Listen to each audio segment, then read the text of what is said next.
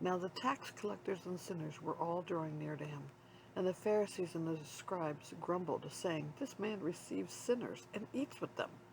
So he told them this parable.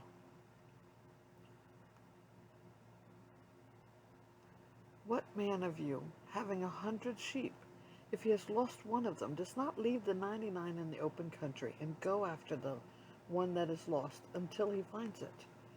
And when he has found it, he lays it on his shoulders, rejoicing. And when he comes home, he calls together his friends and his neighbors, and saying to them, "Rejoice with me, for I found my sheep that was lost." Just so, I tell you, there will be more joy in heaven over one sinner who repents than over 99 righteous persons who need no repentance. Or what woman having lost 10 silver coins, if she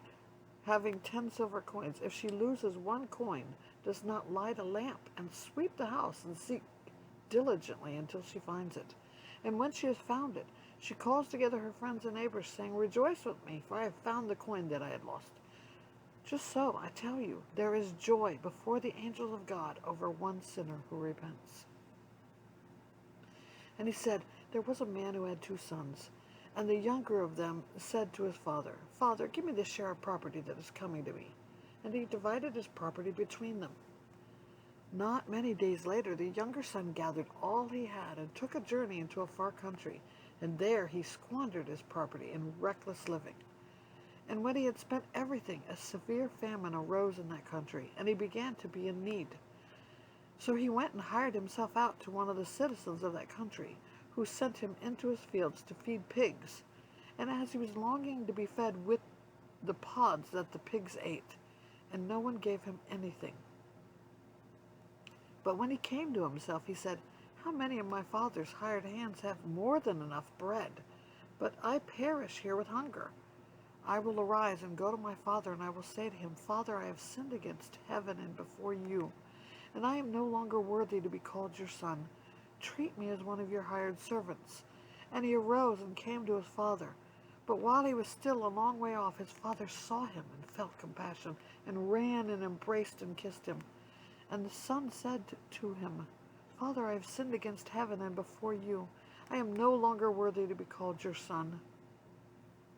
But the father said to his servants, 'Bring quickly the best robe and put it on him, and put a ring on his hand and shoes on his feet, and bring the fattened calf and kill it.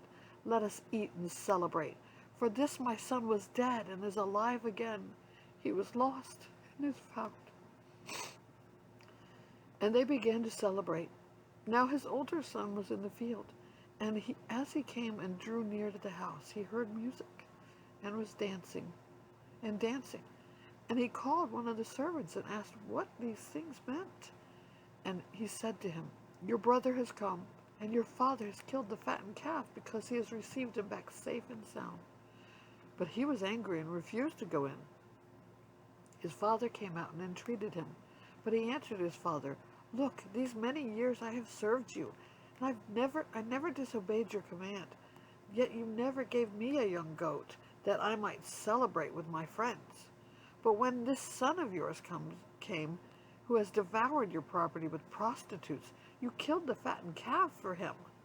And he said to him, 'Son, you are always with me, and all that is mine is yours.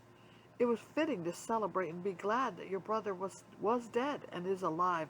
He was lost and is found.'"